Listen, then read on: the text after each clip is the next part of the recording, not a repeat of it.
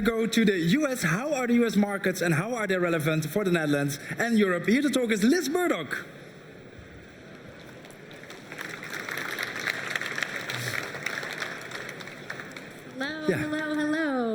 Hello. Liz Burdock, you're President and CEO of the Oceantic Network, a non-profit organization that provides networking, communications, and educational platforms to support stakeholders' participation in the offshore wind and other ocean renewable energies. Right. You're going to tell us how things are on the other side of the big lake. Take us to the US. Okay, sure. Thank you so much. And thank you all for being here. It's really great. It's nice to hear those insights on the U.S. market, and I'm going to tell you a little bit about what's going on back home. As they mentioned, I'm Liz Burdock. I am President and CEO of the Oceantic Network. We just rebranded last month, so it's still new to me. You may have heard of us as the Business Network for Offshore Wind. Some people even confuse us with our signature event called the IPF, but we are now called the Oceantic Network. We still do the same thing. We're still focused on building out the U.S. offshore wind market. We've just expanded that to other ocean renewables and also building the U.S. offshore wind supply chain. We have actually grown to be the largest nonprofit focused on ocean renewables and offshore wind in the world with 550 plus members. We actually help our members three ways. One is through connections. We like to connect European companies with U.S. companies to build up our capacity and our expertise. And as you will see in my presentation, we need that very much. We also do education and training, and we also do research. And I'm going to show you some of the research that we've done. For those of you who are not familiar with the U.S. market, it is a bifurcated system. So we have three important actors, and I'd actually add another one in there, four, which would be us, the network, which is the connective tissue that brings these three important actors together. So those actors are the federal government, our national government, who identify our wind energy areas off of our coast. They lease those energy areas through an auction process, and then they regulate the projects. Then we have our states. Our states are extremely important in the U.S. We do not have a national energy policy, so instead each state has their own energy policy, and what they do is they provide the offtake for our offshore wind projects. So those are the financial mechanisms, whether that's a power purchase agreement or something called an OREC, an offshore renewable energy credit.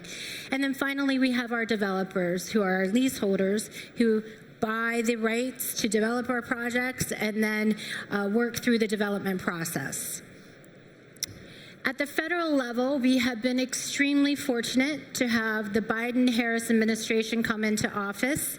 For the last 3 years, they have focused on offshore wind. They have made it a priority of their administration. I think many of you know they have done a lot of executive orders specifically to help offshore wind. The first thing they did was they set a 30 gigawatt goal by 2030. They also set a 15 gigawatt goal by 2045 for floating offshore wind. They've done a lot of work on formalizing a partnership between the federal government and state governments. They also said that they would provide a very predictive timeline for leasing. They have done that, and they have stuck to that leasing process, which you'll look at a little bit later. They also said that they would take all those projects, which the previous speaker just mentioned, during the Trump administration that quite frankly just sat there and didn't move, and they would move them through the permitting process. And we've already seen 6 of those projects get their, what we call our record of decision, or their permit, green light permit to construct the project. Then many of you have heard about the IRA, won't go into that, but we also have our Infrastructure Investment Act that was also created, which those 3 things together form what we call our national industrialization strategy to support offshore wind, something that we never had before. So these are the things that our national offshore wind strategy really help. They provide market certainty, they give us dollars to rebuild our grid, and they do targeted investments for manufacturing and supply chain development, including vessel development. I do want to point out there that we do have a big need in the United States for vessels. It is one of the bottlenecks that we're seeing, and it's specifically affecting our projects right now. Let me move on. This is what our market looks like. This is what our Bureau of Ocean Energy Management has been busy doing, siting and leasing wind energy areas. This represents about 34 wind energy areas, but 26 of those have been leased. So you can see the ones that have been proposed, leased, and have gained financial mechanisms and or operating. Oops. The second important actor is our states. Our states during the last 3 years have either doubled or tripled their goals. So our states are not backing away from offshore wind. And I really want to make this point to you right now because it's extremely important, because you've all heard the bad news that's come out of the industry in the United States. We just mentioned about Ørsted and their projects. The states, even New Jersey, are not backing away. They are doubling down. They are making commitments to offshore wind. They're doing what they need to do to improve the strike prices. We just saw that in New York. They're also looking very quickly to rebid projects and making significant investments where they need to make them. The other thing is BOEM is continuing to move with their leasing. We look to have new additional leases auctioned in early 2024. The Central Atlantic will be a larger area off the coast of Maryland, Virginia, and Delaware that will be leased. They're looking to lease Oregon, so another area out on the West Coast. And finally, before this administration leaves office, they hope to have an area off the Gulf of Maine leased, and they will do another Gulf of Mexico lease. Here's where we are with our projects. Actually, this slide's actually 1 week out of date because the Empire Wind project received their permit from BOEM last week. So as I said, we have 6 projects under construction. I just saw today where Revolution broke ground. The coastal Virginia project is also under construction as well. Vineyard, as you know, and South Fork are installing their turbines as we speak, should have power to the grid by the end of the year, first quarter next year.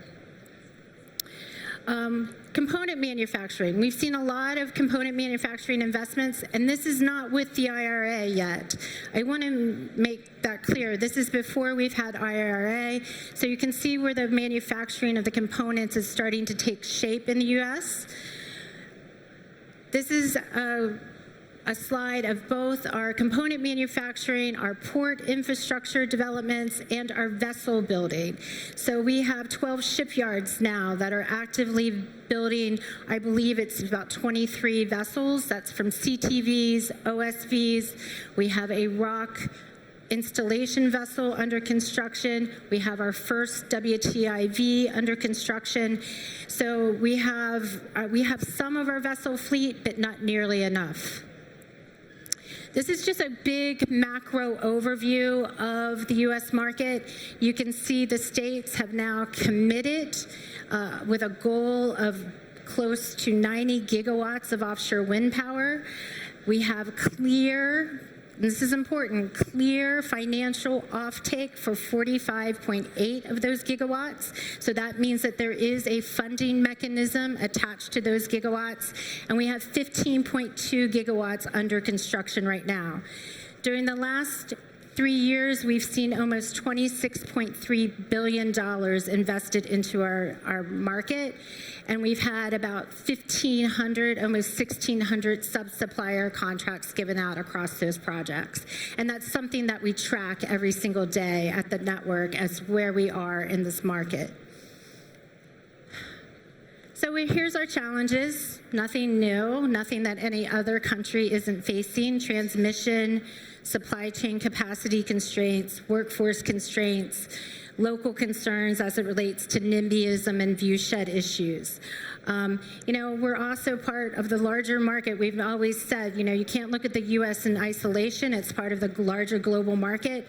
There is a global frenzy out there for offshore wind, and it's affecting us. It's affecting the number of businesses that we have involved in our supply chain and can deliver our ambitious goals in our project. One of the things that we track in the U.S. For the offshore wind industry is the supply chain and supply chain development. You can see that most of the supply chain is concentrated in the Northeast, a little bit down in the Gulf of Mexico. This is not nearly enough businesses for our ambitious goals. So we need more either local suppliers or we need more companies from outside the U.S. coming in to help us. So this is a serious problem, supply chain capacity. We're not the only ones facing it. I love this slide because it shows globally, if we're going to reach our goals by 2030, what's going to be needed. I mean, right now we're turning out 700 turbines. We're going to need 1,300. I'm not going to read the slide to you, but you get the sense of the problem that we're all facing. So it is no wonder that the U.S. is seeing these knockoff effects from supply chain scarcity across the world. Investments. We did a report earlier this year that looked at supply chain gaps and investments. The investments that we need in order to support our 20 by 30 gigawatt goals are here on the slide. One of the things about the IRA, it hasn't come to fruition yet. Why? The IRS has not put out its guidance. So we don't have clear guidance yet from the IRA on manufacturing, on vessels, on grid, on energy storage. When those guidelines come out, we expect probably in June of next year, I think that's when you will start seeing an influx of investment in the United States and in the United States offshore wind industry. Vessels. I mentioned it before. Yes, it poses a problem. These are one of the reasons why we saw one of the projects in the U.S. canceled because they didn't have vessel availability. We have one WT under construction, as I mentioned. It's supposed to roll off the shipyard in 2025. We have another solution that is coming, which is a barge and an installation vessel solution that is coming for our market specifically, but we're still missing 2 to 3 WTIVs. So this is going to continue to be a bottleneck in the United States. Okay, I'm going. These are our contracts. I won't go through those, but what we're looking at now is we're looking at the first wave of projects. First wave of projects that got contracts pre-COVID, they're in trouble. They're in trouble for all the reasons why we've talked about: supply chain capacity, no vessels, inflation, and interest rates. So what we are seeing is we are seeing those contracts being canceled. Why? Because contract law in the U.S. is rigorous. You can't just rebid your project. You have to cancel it, and then you have to go into another process, another open process, a procurement process from the government. So that's what we're seeing happen. States are opening up new procurements, and they're going to take these projects through that. We have a second wave of projects that have gotten awards that are going to be just fine. They've gotten collectively about a 140 megawatt strike price. So all those projects are going to move forward, and they're looking extremely good. So some positive indicators I'm going to leave you with. It's looking like our feds are going to lower interest rates in the spring, so that's a really great thing. I talked about New York rebidding at a higher price. We're going to expect to see other states rebid their projects at higher prices, and we're also going to see them accelerate the rebidding process for some of our contracts. And then finally, I'd like to invite you all over to if you're interested in the U.S. market, which you all look like you are, I'd like to invite you over in April to our event, the IPF, which is the largest conference in the U.S. on offshore wind, where we will be talking about all these wonderful issues. And finally, that's me. If you want to know more about the offshore wind market, please contact me. Please follow me on LinkedIn. Wonderful. Thank you so much. I did it in time. Exactly in time. Jan, we have a few minutes left before we have to go to the next thing, but we have might be some questions from the audience. You have to run, because we're very short on time. Hannah from BP. Hi, my question is actually directed to Liz. Thanks for your presentation. I was just wondering, you mentioned that the like ships and marines, how is the Jones Act inhibiting them? I knew you were going to ask me a Jones Act question. Yeah. How's it affecting it?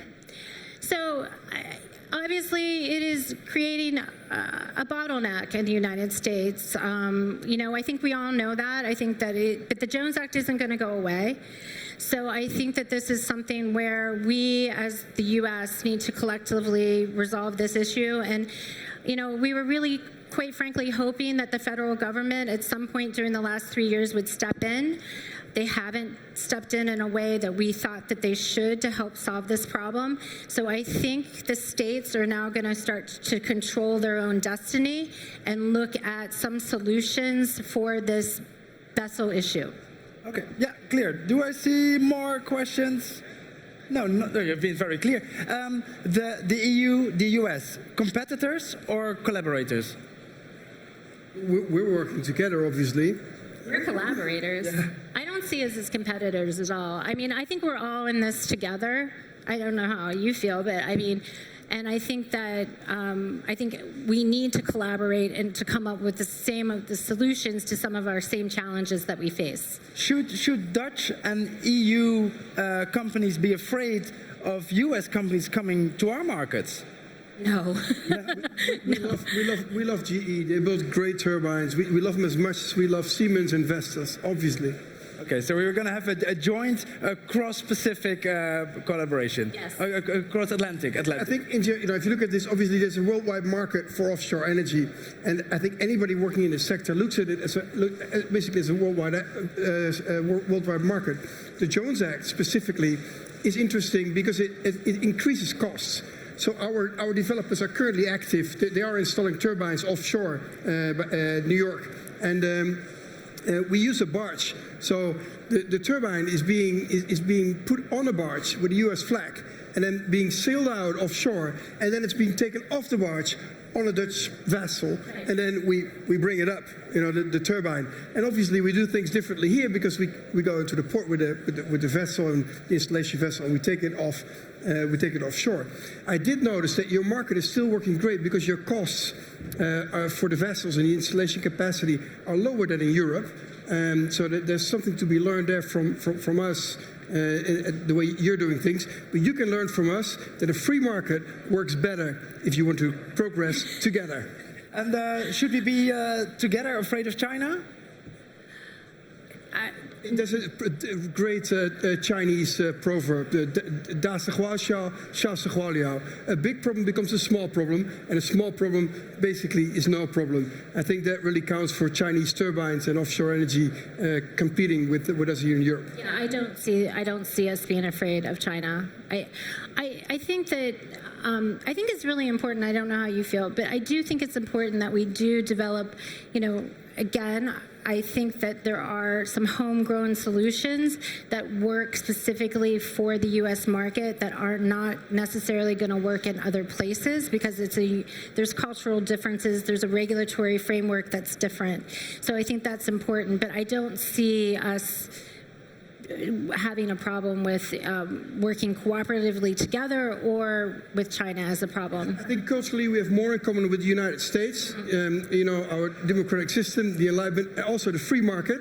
We know that Chinese companies are being supported by their own government, that interest rates are being kept low, and that basically means that we can look forward to some unfair competition. However, we do feel strong enough to take them up. Okay, but I'm going to break this up before you start having a happy dance together. I hope we can see you both at the networking drinks where people can probably have a ton of questions to you. Can I have a big round of applause for Liz and Jan? Thank you so much.